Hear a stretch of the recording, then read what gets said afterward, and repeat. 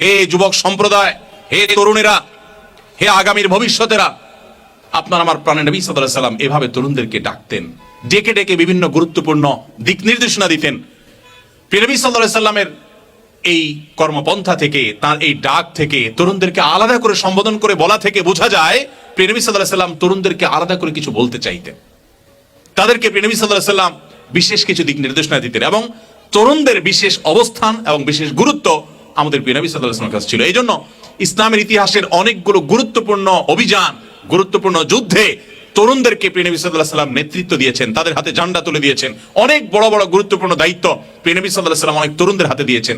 তিনি তাদেরকে এত বেশি ভালোবাসতেন। আমরা যদি কোরআন দেখি, তো কোরআনে কারিমে আল্লাহ রাব্বুল আলামিন বিভিন্ন জায়গায় তরুণদের দৃষ্টান্ত উপস্থাপন করেছেন। আমি আমাদের তরুণ বন্ধুদেরকে বলতে চাই, কোরআন কারিমের দুটি সূরা আপনারা, বিশেষ করে তরুণরা, যুবকরা বারবার করে পড়বেন, বিভিন্ন অ্যাঙ্গেল থেকে বোঝার চেষ্টা করবেন। তার একটি হলো সূরা কাহাফ, আর একটি হলো সূরা ইউসুফ। সূরা কাহাফে আল্লাহ রাব্বুল আলামিন কিছু যুবকের ঘটনা, ইতিহাস আমাদের সামনে তুলে ধরেছেন এবং তাদের সম্পর্কে বলেছেন, ইন্নাহুম ফিতয়াতুন আমানু বিরাব্বিহিম ওয়া জিদনাহুম হুদা। তারা ছিল কিছু যুবক যারা পৃথিবীর ইতিহাসের এক বিরল দৃষ্টান্ত স্থাপন করেছে, এক বিরল নজির তারা স্থাপন করেছে, এবং এমন এক ত্যাগের স্বাক্ষর তারা রেখেছে যে কোরআন সেই ইতিহাসকে উল্লেখ করেছে। তারা আর কেউ ছিল না, তারা ছিল কিছু যুবক, কিছু তরুণ। এরাই গোটা সমাজের মোড়কে পরিবর্তন করে, তারাই গোটা সমাজের ইউটার্নের ব্যবস্থা করে, উদ্যোগ গ্রহণ করে, তারাই গোটা সমাজকে নিয়ন্ত্রণ করতে সবচেয়ে প্রভাবশালী ভূমিকা রাখতে পারে। তারা ছিল কিছু যুবক যারা ঈমান এনেছিল আল্লাহর প্রতি। আল্লাহ তাআলা তাদের উপরে হেদায়েত আরো দিয়েছেন এবং তাদের হেদায়েতকে বৃদ্ধি করেছেন। তারা সের উপরে অটল ছিল এবং অটলতাটা এত বেশি ছিল যে কোরআন সে ইতিহাসকে উল্লেখ করেছে। আজকের তরুণদের সেই ঘটনা পড়া উচিত, কিভাবে শিরক থেকে বাঁচার জন্য, তাওহীদের দিকে যাওয়ার জন্য যুবকরা কাজ করেছে, কিভাবে তারা অনুপ্রেরণা হয়ে আছে আমাদের জন্য, অনুসরণীয় হয়ে আছে পৃথিবীর ইতিহাসের আগামীর সকল তরুণদের জন্য। সেটি জানবার জন্য আপনাকে সূরা কাহাফ পড়তে হবে। সূরা কাহাফের তরুণদের সেই ঘটনা আপনাকে পড়তে হবে। আসহাবে কাহাফের যুবকদের ঘটনা আপনাকে জানতে হবে। আরো বিভিন্ন যুবকদের ঘটনা, একাধিক যুবক দলের ঘটনা আল্লাহ সুবহানাহু ওয়া তাআলা সূরা কাহাফে উল্লেখ করেছেন। কিয়ামতের আগে দাজ্জালের ফিতনা থেকে বাঁচার জন্য এই সূরা কাহাফটা অনেক বেশি গুরুত্বপূর্ণ।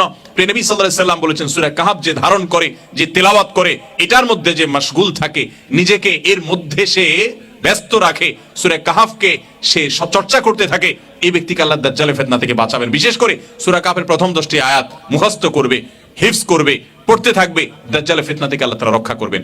এইজন্য সূরা কাহাফ বিশেষ করে তরুণরা তাদের ইতিহাস জানবার জন্য, তাদের পরিচয়, আত্মপরিচয় এটা জানবার জন্য এই সূরা কাহাফটা পড়া দরকার। সূরা কাহাফের তরুণদের ঘটনা পড়া দরকার। সেই সাথে সূরা ইউসুফ। আজকের তরুণরা তাদেরকে ধ্বংস করবার জন্য সংস্কৃতির নামে, বিনোদনের নামে, শিক্ষার নামে, বিভিন্ন নামে আমাদের তরুণদেরকে শিকার করবার জন্য আজ নানা রকমের আদার দেওয়া হয়েছে। মাছ শিকার করবার জন্য বর্ষির মুখে যেরকম অনেক মুখরোচক আদার দেওয়া হয়, আমার তরুণদেরকে, এদেশের মুসলিম যুবকদেরকে, তরুণীদেরকে ধ্বংস করবার জন্য শিক্ষার নামে, কখনো বিনোদনের নামে, কখনো সংস্কৃতির নামে, কখনো বিভিন্ন নামে আমাদের তরুণদেরকে নানা রকমের আদার দিয়ে শিকার করা হচ্ছে। শিকার হওয়া তরুণের সেই অনুভূতিও নাই, তার সেই ন্যূনতম সেন্সটুকু পর্যন্ত নাই যে সে শিকার হয়ে যাচ্ছে। সে কারো না কারোর অন্ধ অনুকরণ করছে।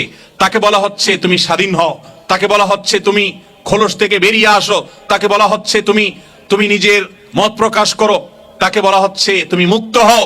মুক্ত হওয়ার কথা বলে তাকে রবের গোলামি থেকে রবের গোলামদের গোলামে পরিণত করা হচ্ছে। সম্মানিত উপস্থিতি, এই জন্য আমার তরুণ বন্ধুদের প্রতি, আপনাদের প্রতি আমার আরজ থাকবে যে আজ তরুণদের চরিত্র ধ্বংস করবার যে চক্রান্ত চলছে, এখান থেকে বাঁচবার জন্য ইউসুফ আলাইহিস সালামের ঘটনা বারবার পাঠ করা দরকার, পুনর্পাঠ করা দরকার। কিভাবে একজন মুসলিম তরুণ, আল্লাহর প্রতি বিশ্বাসী তরুণ, সে নিজেকে নিয়ন্ত্রণ করতে শিখবে, যেখানে সেখানে সে নিজেকে বিলিয়ে দিবে না। তার একটা আত্মসম্মান থাকবে, আত্মমর্যাদা থাকবে, আত্মপরিচয় থাকবে, তার মধ্যে একটা বাইন্ডিংস থাকবে, নিয়ন্ত্রণ করবার ক্ষমতা থাকবে। যার নিজের প্রতি নিজের কন্ট্রোলিং পাওয়ার নেই, সে নিজেকে যুবক দাবি করাটাও হাস্যকর। যুবক এবং তরুণ তো সে যে নতুন গাড়ির মতো, নতুন গাড়ি যেরকম ব্রেক দিলে সাথে সাথে সেটা কাজ করে, ঠিক একইভাবে একজন তরুণ সে যেখানে থামতে চায় সেখানে সে থামতে পারে। নিজেকে নিয়ন্ত্রণ করতে পারে, তার চরিত্রকে যেখানে সেখানে রাস্তাঘাটে বিলিয়ে দেয় না, অপাত্রে বিভিন্ন মুখরোচক স্লোগানের আড়ালে সে নিজের চরিত্রকে ধ্বংস করে দেয় না। আজকের তরুণদের চরিত্র এটাকে ধ্বংস করবার জন্য যত আয়োজন আছে, গোটা সমাজে চালনি দিয়েছে কে? মুসলমান তরুণদের মধ্যে সৎ চরিত্রবান তরুণ, যেই তরুণ দাঁড়িয়ে বুক টান টান করে বলতে পারবে আমার জীবনে একটি মুহূর্তের জন্য কোনো অশ্লীলতা, কোনো মন্দ বিষয়, জেনা বা জেনার আনুষঙ্গিক কোনো বিষয় আমাকে কখনো স্পর্শ করেনি, এরকম বুক টান করে বলার মতো তরুণের সংখ্যা এই সমাজে খুব কম। সম্মানিত ভাইরা, সেই যুবক হওয়ার জন্য আমাদেরকে সূরা কাহাফ পড়তে, সূরা ইউসুফ পড়তে হবে। কিভাবে আল্লাহ নবী ইউসুফ আলাইহিস সালাম তার কাছে লোভনীয় প্রস্তাব এসেছিল, কিভাবে তিনি সেই প্রস্তাবকে ডিনাই করে নিজের ঈমানের পরিচয় দিয়েছেন, সেই জন্য তাকে জেলে পর্যন্ত যেতে হয়েছে। তিনি সে বন্দী জীবনকে গ্রহণ করেছেন, নিজের চরিত্রকে বিলিয়ে দেন নাই। আর আমাদের যুবকরা, তাদেরকে কোনো প্রলোভনও দিতে হয় না, স্বেচ্ছায় তারা শয়তানের হাতে ধরা দিচ্ছে। এই যুবক গোটা পৃথিবীতে যদি ভরেও যায়, এই মুসলিম যুবক দিয়ে মুসলমানদের কল্যাণ হবে না, মুসলমানদের মুক্তি সাধন হবে না। মুসলমানদের মুক্তির জন্য এমন কিছু যুবক দরকার যারা হারামকে না বলার মতো ঈমানি পাওয়ার অর্জন করবে। আল্লাহ আমাদের সব যুবককে সেটা তৌফিক দান করুন। অতএব আমি যুবকদেরকে বলতে চাই যে আপনারা সর্বপ্রথম যে কাজ করবেন তা হলো কোরআন এবং হাদিসের ব্যাপক নলেজ এবং ইলম অর্জন করতে হবে আপনাকে। আপনি শুধুমাত্র শুনে শুনে মুসলমান হলে চলবে না, আপনি মুসলমানের সন্তান মুসলমান হলে চলবে না। আপনাকে কোরআন সম্পর্কে জানতে হবে, আপনাকে হাদিস সম্পর্কে জানতে হবে, আপনাকে তুলনামূলক ধর্মতত্ত্ব সম্পর্কে জানতে হবে, আপনাকে কূটচক্র যে নাস্তিক এবং উগ্র নাস্তিক যারা মিস্তাব এবং মুসলমানদের প্রতি বিদ্বেষ লালন করে, এরা যে বিভিন্নভাবে বিশেষ করে সোশ্যাল মিডিয়াতে, বিভিন্ন ব্লগে, বিভিন্ন জায়গায়, বিভিন্ন প্ল্যাটফর্মে তারা যে ইসলামের বিষয়ে আপনাকে সন্দেহ প্রবণ করে তুলবার জন্য নানা রকমের তারা ফাঁদ পেতে রেখেছে, সেগুলোর বিরুদ্ধে সোচ্চার হওয়ার জন্য আপনাকে জ্ঞান অর্জন করতে হবে।